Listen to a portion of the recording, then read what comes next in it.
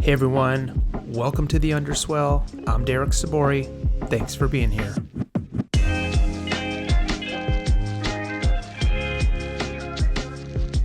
All right, Kirthika, how are you? Welcome to the show. I'm good, Derek. It's great to be here.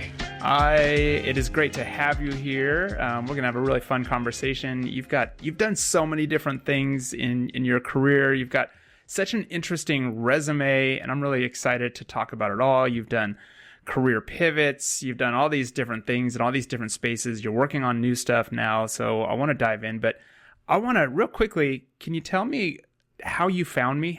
Because we weren't connected before. You reached out to me. What prompted that? And how'd you hear about me? This was completely random. Let's say serendipity, because I had such a great conversation in our first meeting, and I found you through LinkedIn, through somebody from my network posting about their session with you. Okay. And I happened to take a look, found the word nonlinear career a lot in your posts, and I could relate to it so much. So that's how I reached out to you. So nonlinear career, you were like, that's my language. I know that language. I'm ready to dive in. Well, it just goes to show you, I guess, just to the power of, being social, our social networking, getting out there and putting ourselves out there and making sure our message gets out there. It's reaching the right audience. It worked for me. It's great. To be honest, I didn't know that what I was doing had a term. So thank you for giving that. Kirthika, I know you've lived all over the world. Where are you dialing in from now? Yes, I am dialing in from California, the Bay Area. I'm originally from India, and I've lived here in the Bay Area for a long time. Great. How are things up in the Bay Area today? It's wonderful weather. Can't wait to get out. We'll tidy it up here. We'll go for the next 45 minutes or so, and then we'll get you back out into the California sunshine. But I was, like you mentioned, I was instantly intrigued by your nonlinear career. You're you're a seasoned operator. You've got this global experience where you've been building teams across a whole bunch of different industries and different functions: business operations, strategy, customer success, new business development, climate tech, finance, and analytics. Tell me a little bit about just your career. How has it all played out? It's probably a bit of a story, but take me back a little. How would you describe it all? And tell us about some of the things you've done. Yeah, it's a great question. I reflected on this a little bit before our conversation, and the best thing I could come up was with an analogy of a rhizome. For those of us who are new to a rhizome, it's like the ginger root and how it grows. Okay. It grows. Yeah, I'm new to it, so good. So this is good for me. Tell me more. I'm not a botanist either, but I think this stayed with me. The way to maybe describe this is it grows horizontally, laterally. Okay. And it can grow in any direction, but ultimately it's growth, right? So it could grow, for example, you could visualize it like a network of interconnected nodes in the roots, but also it grows upward and laterally. Mm-hmm. I'm not a scientist. I'm not even anywhere close to experienced in plants, but this growth stood out to me as kind of similar to our nonlinear growth, in which it's not set. It's not just in one path. It can be lateral. It can be in any direction, but it is still a growth in your life. Okay. So I kind of think of my own career as that, because in the beginning it wasn't a planned event. None of this was planned. I started with electrical engineering and ended up accidentally in a hedge fund. Accidentally, I like that. Yes, and did finance and software engineering for the hedge fund. Thought I was very interested in finance, and I was, except when I went to study more about it in Chicago, I just missed a little fact that it was 2008 when I graduated, and it was just not the right time for an immigrant to be in finance, leave alone anyone to be in finance. So I took the opportunity that came my way. I was interning at Northwestern University, and just continued that job. It was great. And that's where I learned a little bit about healthcare and analytics. And it wasn't something I planned to do. It was what came to me at that time. So I took that opportunity. And then same time, I had an opportunity to join Google. Again, totally unplanned. It came to me. And if anything, I was trying to convince them not to hire me. Yeah, well, let's stop there real quick, because this idea of when Google comes to you, when Google comes knocking, how does that happen? And then what's causing you to say, no, I'm not the one for you? Yeah, I mean, obviously it was a big deal for Google to call, but I just thought, honestly, in my first conversation, that it was a prank call from one of my friends, because why would Google call me, right? Like someone right out of college. But then it was real. And I was like, had this complete imposter syndrome. Plus, also, I had a background in engineering, finance, and now Google's sales and marketing intelligence wanted to hire me. And I was like, well, that seems very different from what I have experience in. Yeah. Turns out I met a wonderful set of people, thought it was a great opportunity. I love the fact that almost in every one of my jobs, I met people who placed conviction on my ability to learn something new and bring something from my previous experience, which, like I said, wasn't a planned thing or something that I was conscious of. I took the opportunity that came to me, and I took the Google opportunity similarly. And many years later, it turned out to be an excellent choice. Yeah, because Google led to other things. I mean, you find yourself at YouTube, you find yourself as part of the X Moonshot Factory, and so on and so forth, but in a variety of different roles. And I think what's interesting, and you had told me, that, one of the things that you always like is sort of diving into those situations when you don't necessarily have the experience, or you're not, it feels like you're not sure what you're doing, but somehow you're able to get in there, figure it out, make it happen, and excel in it. What is it about you that allows you to do that? I know it sounds crazy, right? Why would I always go for something that I had no experience in? I think in the beginning of my career, like I said, it was very accidental. And later on, I started choosing to do things that I didn't have a lot of experience in. Because I realized that I actually enjoyed learning something completely new. I also knew that at some point in my career, I was going to start something on my own. And to do that, I wanted to build various experiences. So it started becoming a thoughtful choice after a while. And yeah, someone recently commented that, oh yeah, I saw your profile and you have like 27 different jobs. I'm like, yes. Yes, but or yes, and yes, and that was a thoughtful choice after a while. It comes with its downside, but I loved learning something completely new from scratch. I loved that most of my roles were very entrepreneurial. They didn't have a definition, if you will, and it allowed me to play in this green field, which I enjoyed. Yeah, and this is why I love having conversations like this with people that have similar pathways as yours, because I think, one, it tells a story about you. So obviously, if business leaders, managers are coming to you saying, hey, we think you can do this, there's two ways it goes. Either they see something in you and they say, hey, we think you can do this, or you see something in yourself and you say, hey, give me a chance. I think I can do that.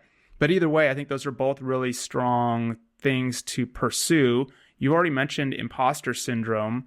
So this idea, though, that having the confidence, like, I guess I'm trying to get in, like, where does it all come from? What is it that leaders see in you, or how do you get that confidence to say, hey, put me in, I can do this, no problem, I'll learn. Where does that learning mindset come from? Yeah, it's a great question. I have to admit, this wasn't a planned thing. This didn't happen in like one day. I definitely had imposter syndrome for a long time, and I owe it all to the people who helped me during these moments and during these career shifts, because they placed more faith in me and saw something in me, like you said, than I did. But over time, I worked to see that building different experiences was useful. And so I started thoughtfully asking for it and applying to, for example, jobs where I didn't probably have all the experience but wanted to learn.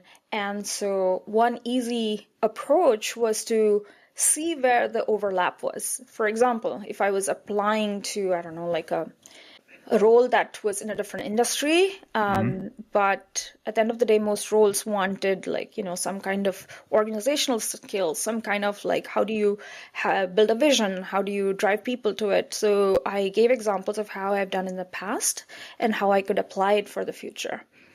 There was also this powerful moment for me where I learned that women don't apply for roles until they check all the boxes for a job description. This was several years ago in my career, and the awareness of that fact really made me choose to apply. Even then, even if I didn't go apply to a 180-degree shift, I did apply to roles that at least only met 50% of my criteria, and I was totally okay being getting a no. Yeah. And those can be tough. But I like what I'm hearing though, that you're saying you started to be intentional about it. This really started to be a strategy of yours. And I think you're at a point now where you've sort of accumulated all of this knowledge, but that idea of being willing to take those no's, that kind of leads me, I guess, to my next question, what you just mentioned, sort of being a woman in this space. You chose STEM. You've got a Master of Science degree in Management Information Systems. You have a Bachelor of Engineering. Then you went on to be a data analyst. And to your point, you went on into all these other roles. But what was it about STEM, that drew you to it? And what was, I guess, tell me about being a woman in STEM. And maybe I'm going to throw in a whole bunch of things here, but the immigrant experience as well, because being a woman, an immigrant woman, STEM, applying for jobs that maybe weren't quote unquote meant for women. Talk me through some of that. Yeah, it's a heavy question. I think, one way to look at this is I had all the odds stacked against me.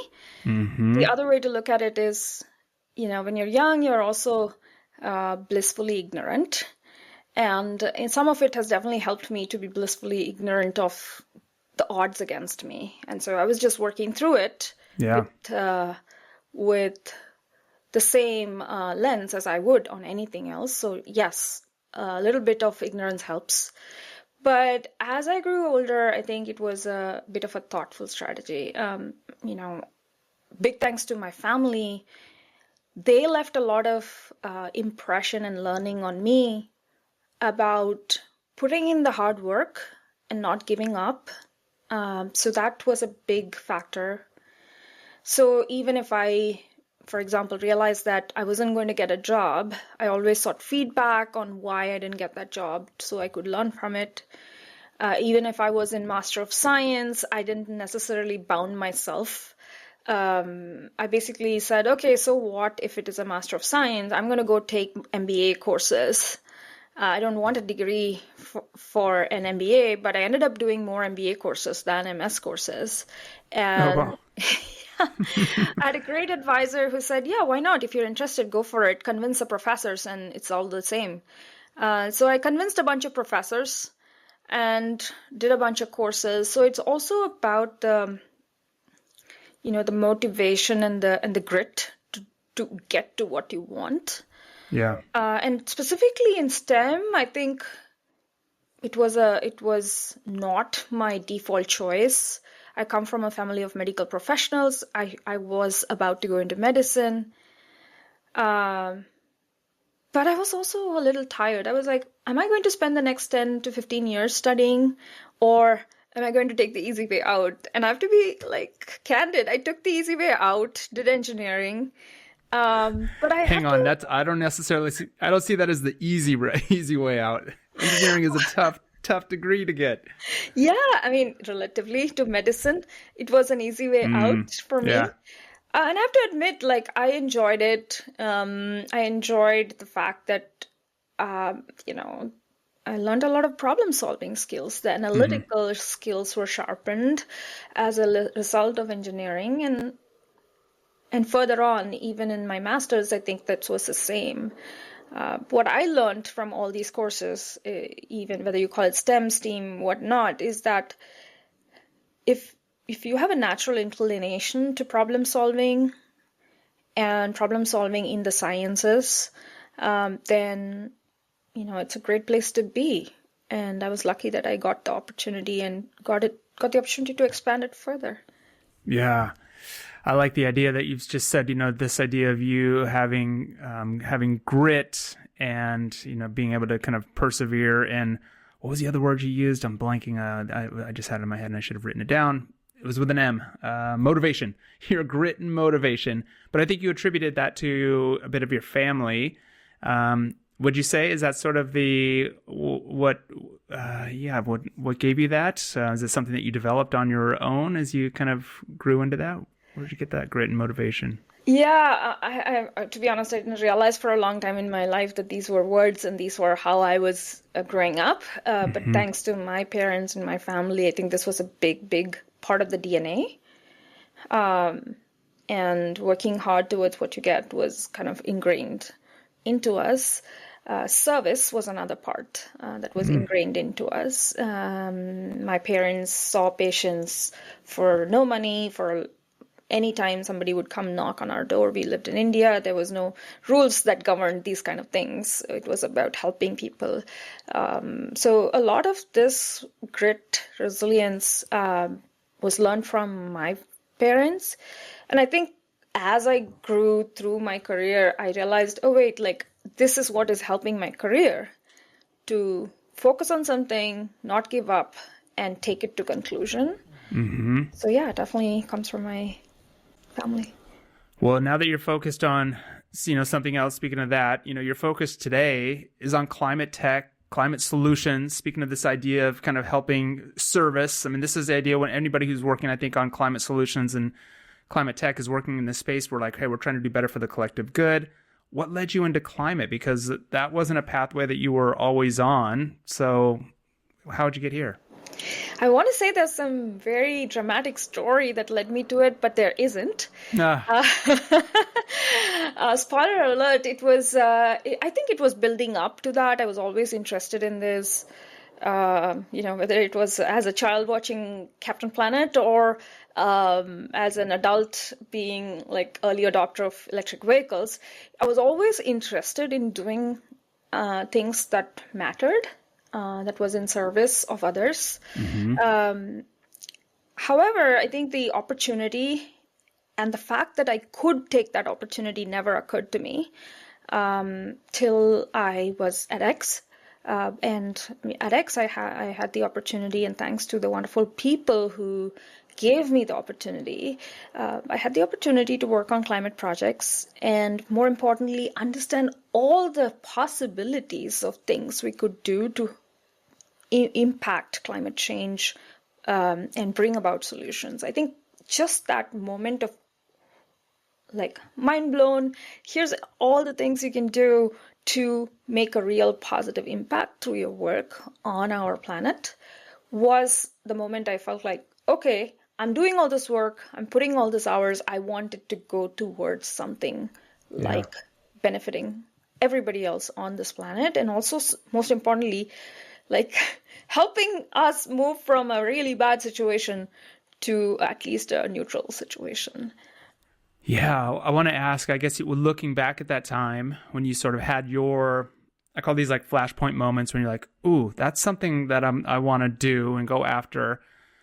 That moment, it sounds like you were probably a bit optimistic. You're feeling like, I want to be a part of something bigger, create some solutions.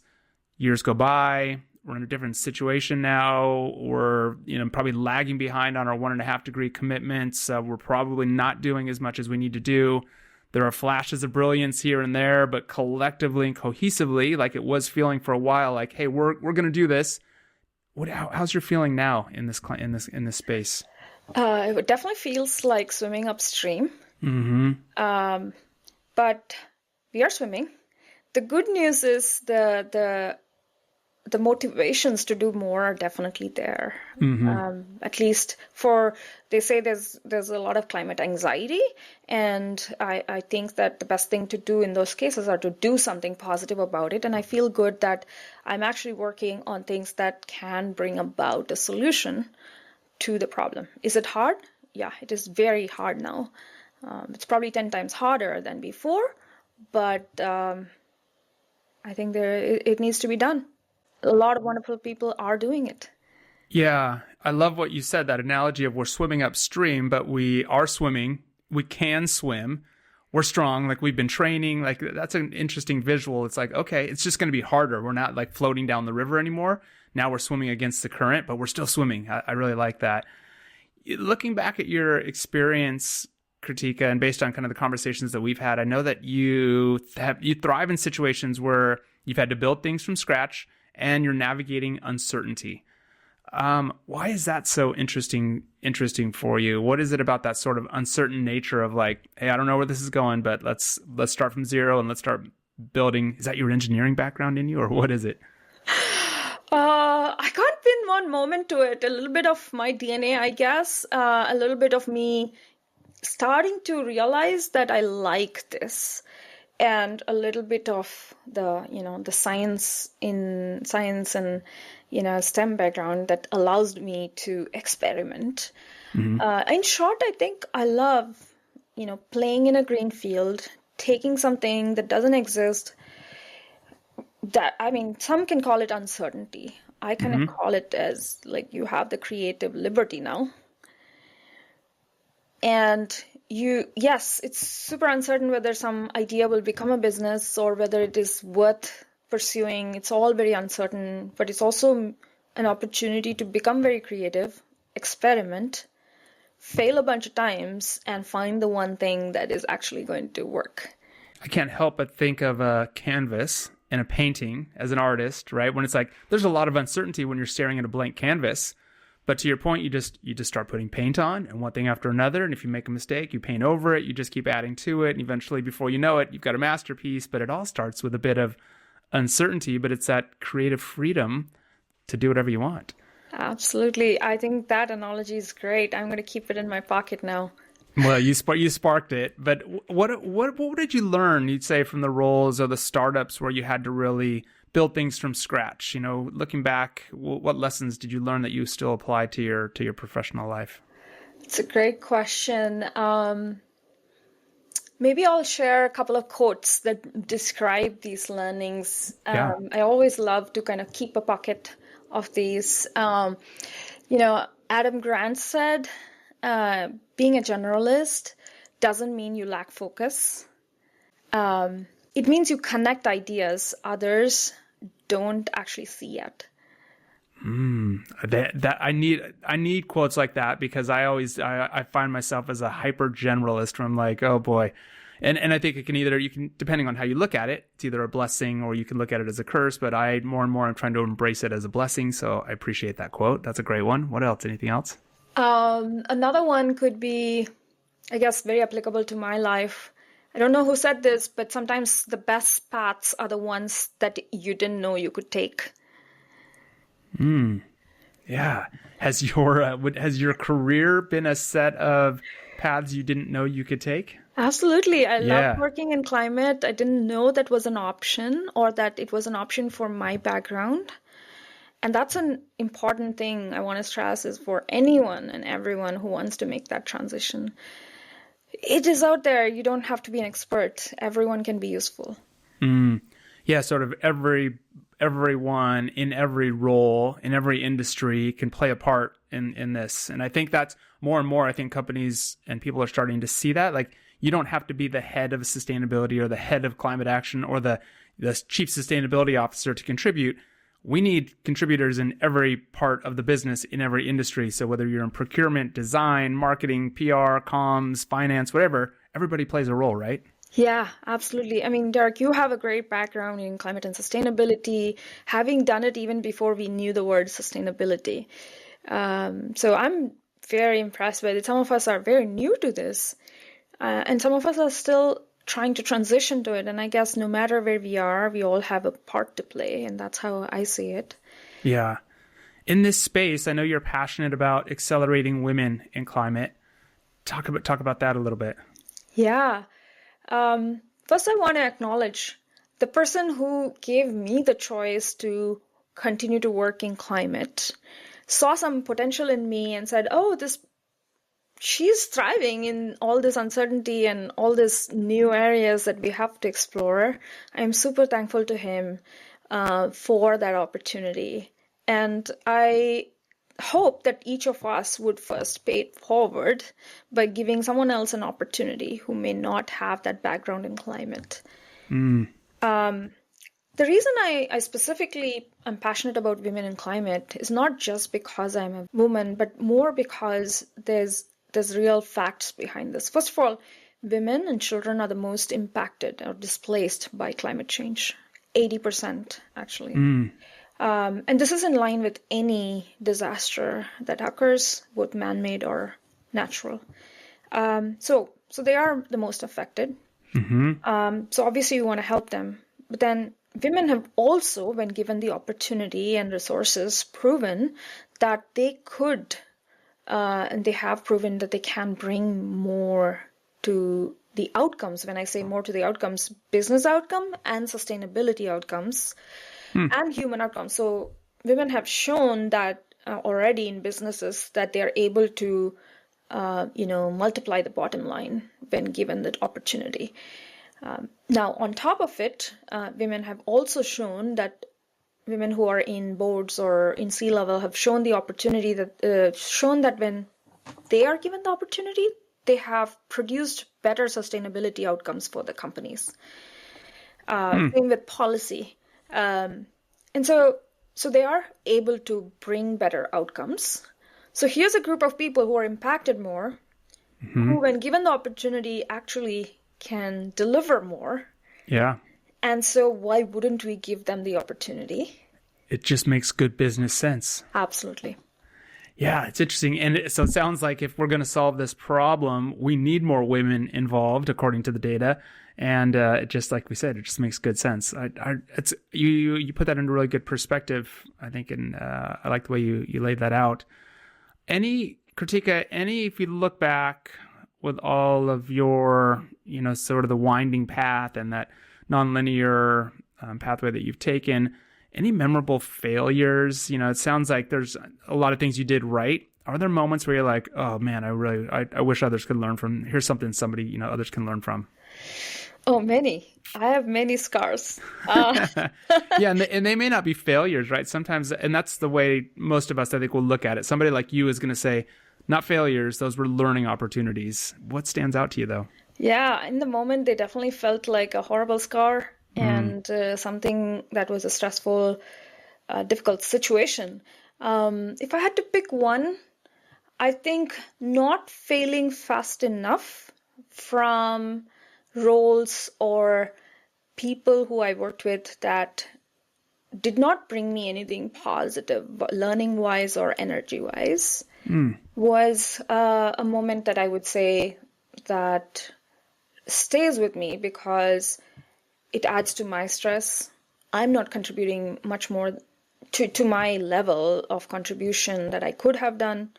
And it happens, sometimes you're not the right fit for the role, or the role is not the right, fit for you, or the people you're working with are not, motivational or have the right set of, let's say, objectives that you align with.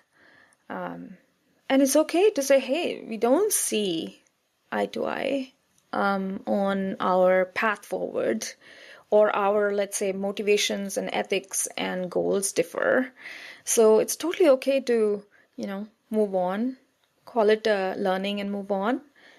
And I think the challenge has been that I have been a very persistent, work hard, you'll get it, let's try harder person. So finding a balance to when to give up versus when to work harder has been a big learning. How did you know? I mean, like you said, your friend said you've had all these different jobs. You've had a good list, but they've all been really good roles. But what were these? When did you know it was time to leave? Even if you did let it go on for too long, Was it because the next opportunity was there, or because that exact moment or the opportunity was just not as good as it once was? How did you know when it was time to call it quits and move on? In hindsight, I can say that it was mostly I was operating with a lot of negative energy. Meaning I was not contributing my best for a consistent period of time, or I was not feeling my best in a place for a consistent period of time, which kind of obviously manifests as stress and in other ways. But when I realized that it wasn't serving my needs, or I wasn't serving the needs of the role, then I took a conscious choice to look for something else. Of course, there were other moments when something would just fall on my lap and, I would transition, but I've always made sure that I did my best to close the learning that or what I wanted to give to that role. Whether it was the goal we were trying to achieve, a team we were trying to build, I always closed that loop before I transitioned. Yeah. What would you recommend? I mean, you've planted a lot of good advice, I think, in here, but for someone who likes the idea of being able to like have a consultant-minded career, I kind of look at that as like being a consultant, but in particular roles, right? Because you get to experience a lot of different things, meet new teams, and you keep your career sort of active and your resume moving along. What advice would you have for somebody that's either in it or wants to build it that way? What would you recommend? What are a few takeaways for them? It's a great question. I think maybe starting to become aware that it's a good thing to have a non-linear career. Yeah, putting a title on it, and let's just say call it what it is and go for it. Yeah. Having more people like you talk about it and help people like feel that they're doing a good thing for their careers by taking chances is a good start.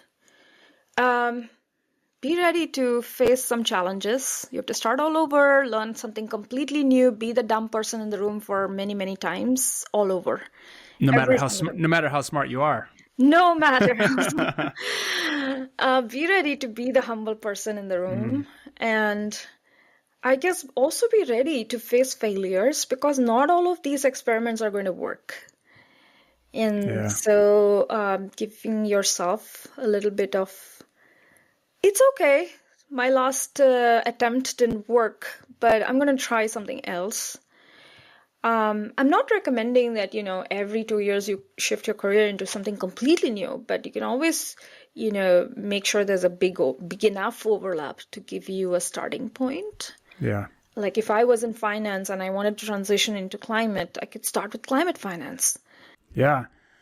And I love hearing you kind of the way you say all this, though. I am seeing that each time you've done something you're sort of like banking credits. It's almost like, right?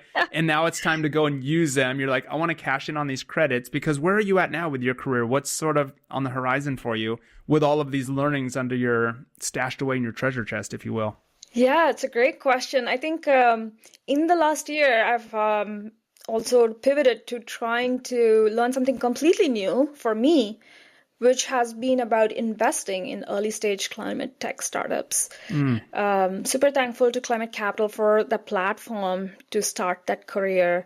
Been super energized by the amount of early stage founders I meet, figuring out ways to help them reach their goals.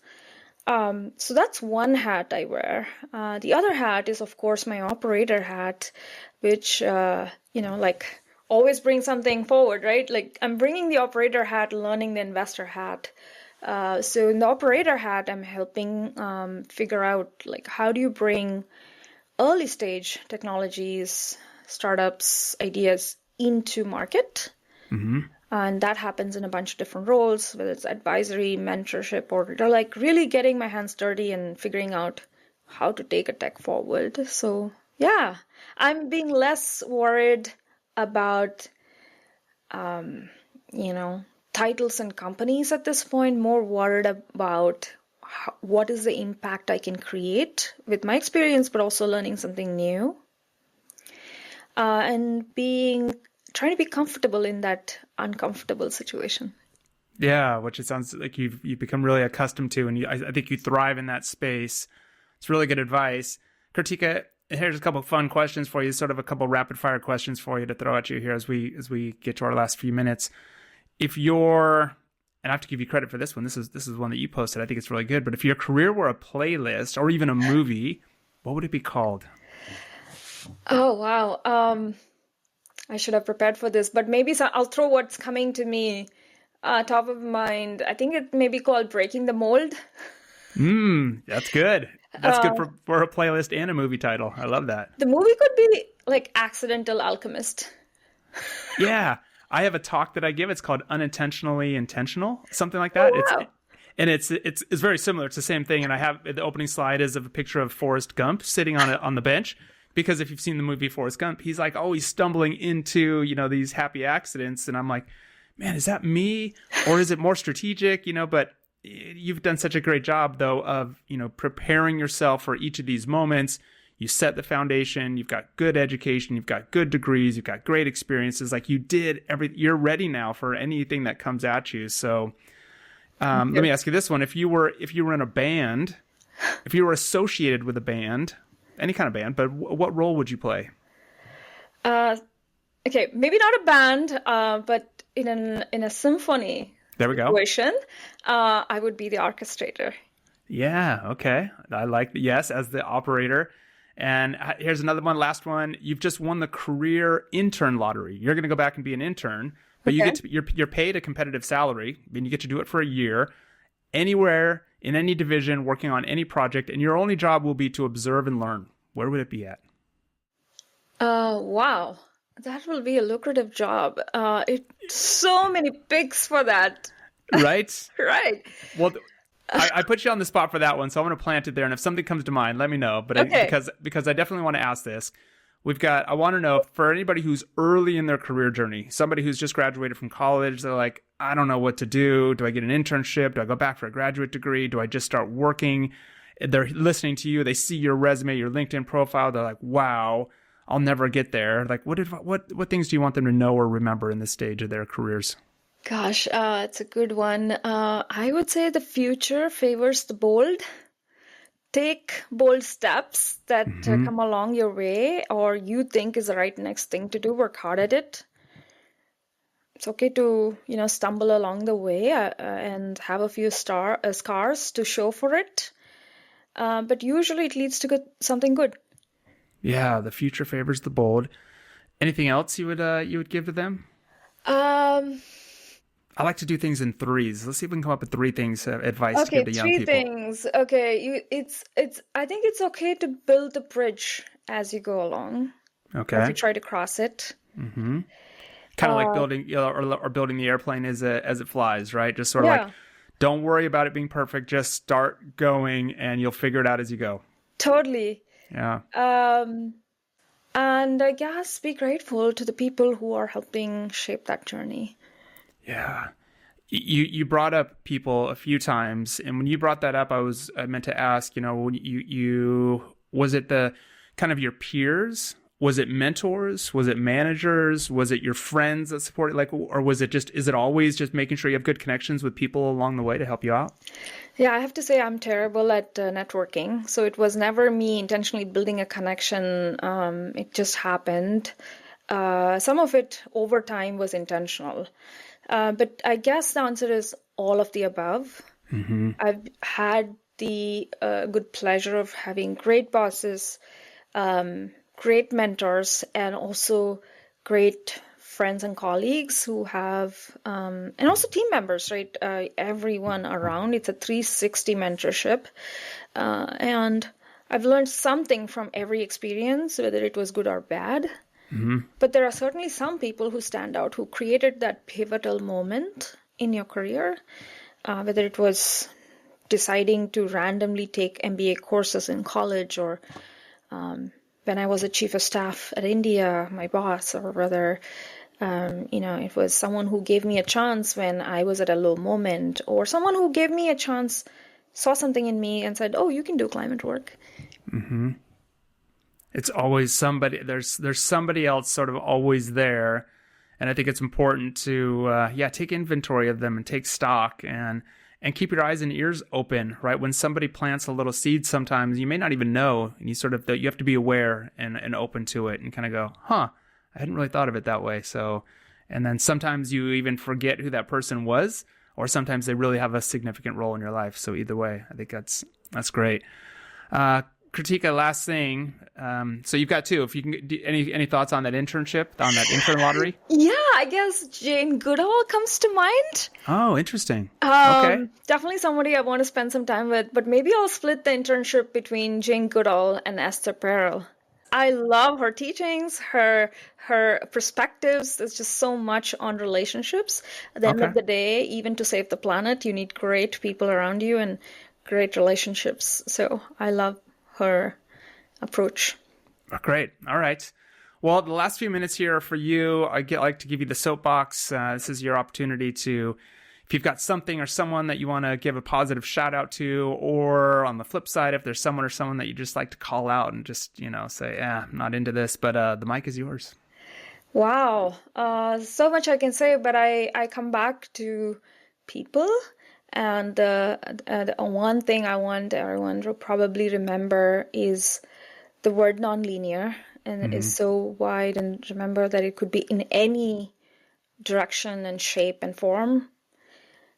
So learn to embrace the people who bring those opportunity to you. And unlike me, who said, are you sure you want to hire me into this job?